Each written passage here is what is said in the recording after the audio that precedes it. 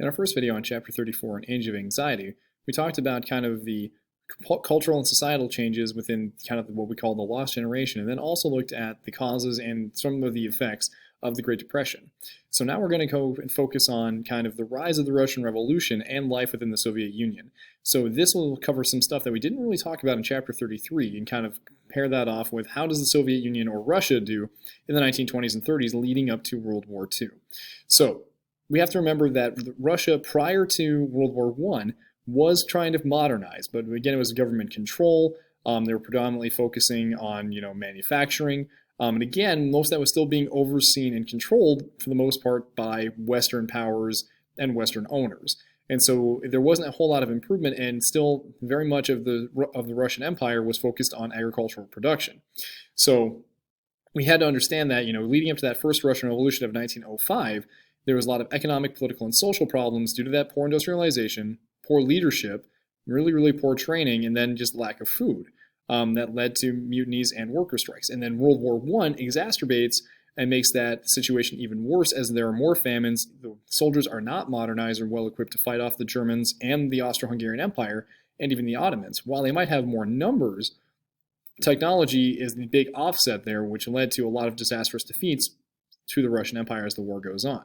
So by 1917, the war is going really, really poorly based on all those factors. And so what happens in 1918, you have the Romanov monarchy or dynasty, who had been in control of, Russia ever since pretty much the, Mongols had left, abdicates the throne with Tsar, I believe it's Tsar Nicholas II. And he says, look, we're not going to be in control. The army is mutinying. There are worker strikes and protests throughout much of the major cities. And, just for the safety and trying to get ourselves out of the situation, we're just going to abdicate and give up all authority and all power. And so they kind of go into a little bit of isolation there.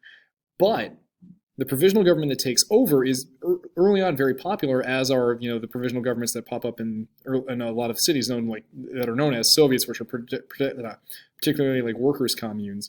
And so the provisional government increases certain political rights. However, it keeps Russia in the war, which makes it very unpopular. The famines continue, and then there's also no real major land reforms for the vast majority of the population. So again, it stokes the flames for more uprisings, more transitions. And so this had actually been a pretty peaceful transition of power. But the second one that happens at the end of 1918, which starts a civil war within Russia, is a lot more violent and a lot more bloody. So Vladimir Lenin, who himself had lived in Russia for a long time, then had been exiled for against predominantly just being a communist or a Marxist who spoke out against the government, ended up taking control. And actually, as Russia is going through kind of the last stages of the war, when it's really beginning to struggle, the Germans actually shipped Lenin and a number of other political dissidents and exiles back into Russia on their own money to offset this. And I think, maybe in the hindsight, maybe Russia, or maybe Germany kind of regrets that decision for what this actually ends up leading to.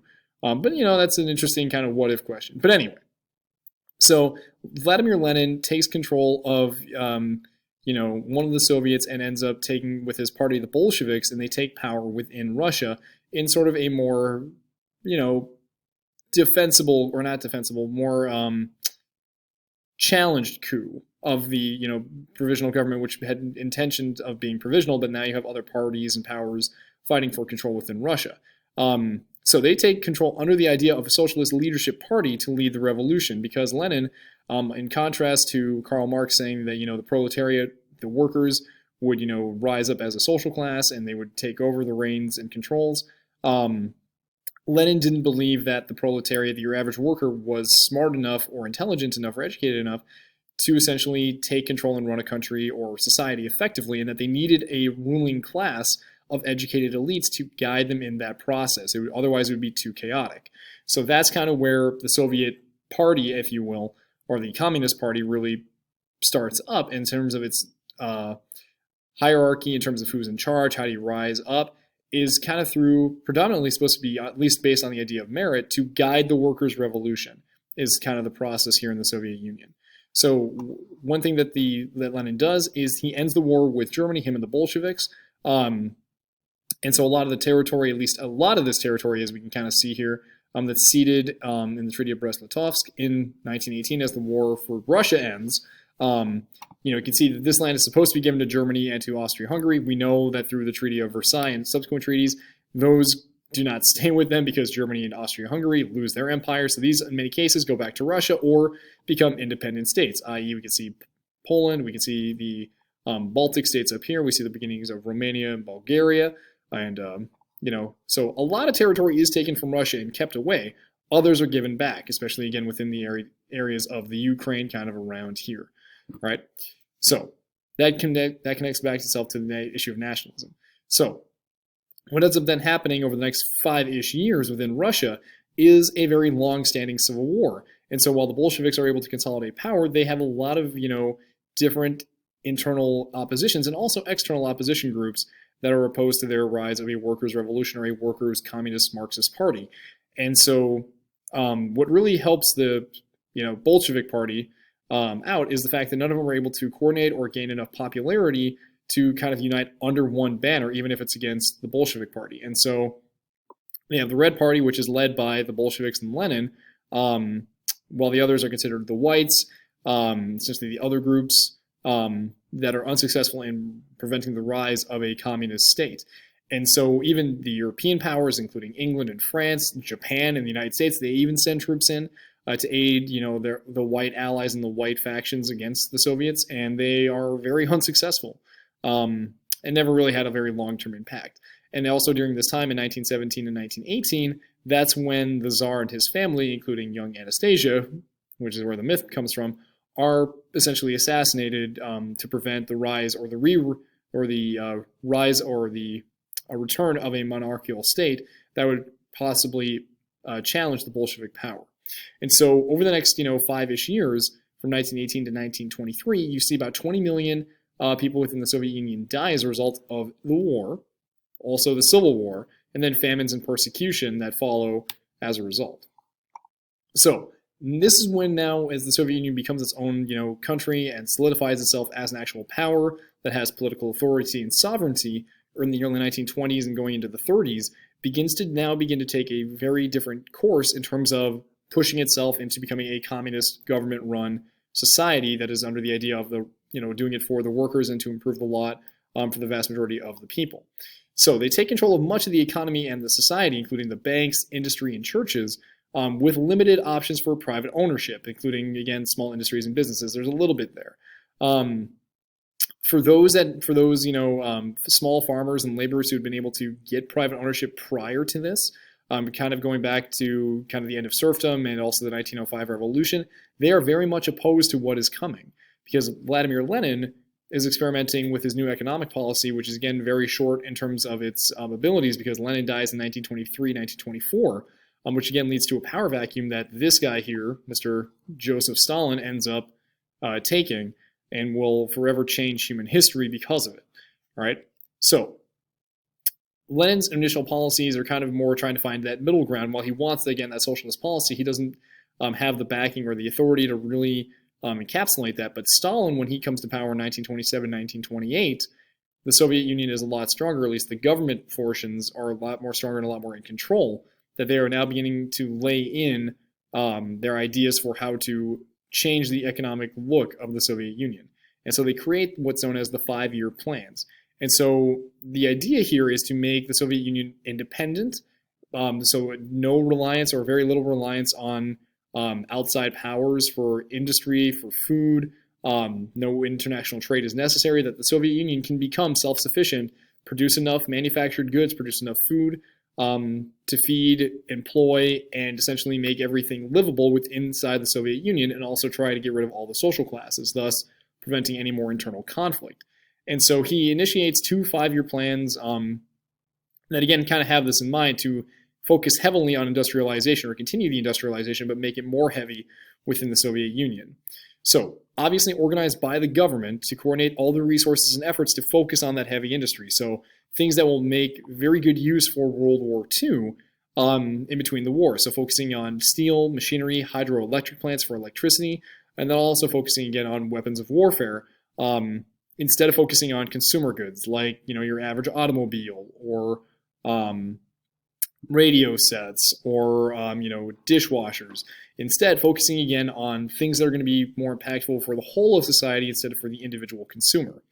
At the same time, they also begin to collectivize agriculture, believing, kind of in the same manner that we sort of saw with the enclosure movement within Great Britain, was to talk about taking away individual farms, have people work collectively because they could do more if they pitched in all their land together. And the idea was that they would produce more food by getting rid of those boundaries. So they would end private farm ownership, which again, many people who had actually been successful, while it wasn't a whole lot, there had been again a growing population of poor farmers who had actually gained from the end of serfdom as this. They saw that go away. Again, based on the idea of more efficiency. With improved technology and also with certain quotas to feed the growing populations in the urban areas and the industrial centers. That has a backfired idea because, again, many people did not want to give up what they had just earned in terms of those individual rights, that private property.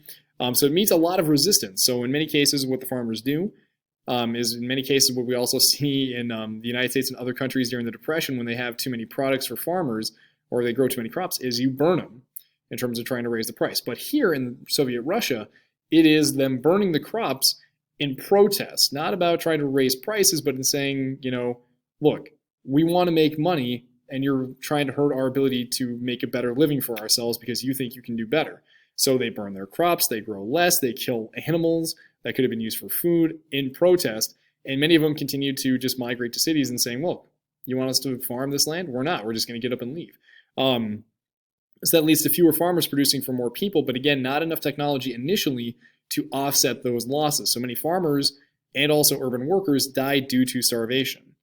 But in the long run, this collectivization, even while it has a lot of opponents, and also the government coordination of those resources and those industries, does actually lead to some long-term effects. Within the mid-30s, most of the Soviet Union is fully employed. They have low-cost utilities for electricity, water, and heat. For those that can get heat. You have better industries, better manufacturing and production, cheaper housing, and also better access and more access to food when food and housing were available. And again, that is a very key piece there is when it was available. You also have increased education and literacy rates going up in Russia because the government was now investing again more in education, thinking that this is going to be our path forward to be more competitive and again to become more self-reliant. So all this will help them within World War II. However, Stalin continues, and what had started with Lenin, within a lot of repression. Again, political repression continues, and Stalin begins what he calls a series known as the Great Purges. And again, the numbers, depending on what sources you're looking at, vary. So there are people who Stalin looks at as opponents who oppose his plans. Others who he just views as potential threats to his reign of power. So, hundreds of thousands, if not more than 1 million people are killed. As many, if not more, are imprisoned in various parts of Russia, including obviously going off to Siberia. And this includes people in the bureaucracy, in the military, farmers, or political opponents. People who were not the biggest fans of the 5-year plans. And while, again, the Soviet Union is getting more and more modern on its own little slow track, this will offset and actually negatively impact the Soviet Union because while they have a large army and becoming more prepared, a lot of their veteran leaders in terms of the economy, in terms of industry and the military are now in jail or killed prior to the start of World War II, which will again offset the ability of the Soviet Union to effectively fight the Nazis early in the war. But in the long term, again, the Soviet Union will be able to respond effectively because they had invested all of this into manufacturing and industrialization that will help benefit them by the war's end, also beginning at the start of the Cold War. So that's where our talk on the Soviet Union is, because when the Great Depression hits, more and more people are employed in the Soviet Union than in any other part of the democratic or more modern world, again, because of government takeover of the economy. So in the next video, we're going to look at the rise of fascism in particular, and how the Great Depression plays in with that, and their responses and how that plays in to their control and responses to the economy, and also obviously the political structure of Europe and beyond.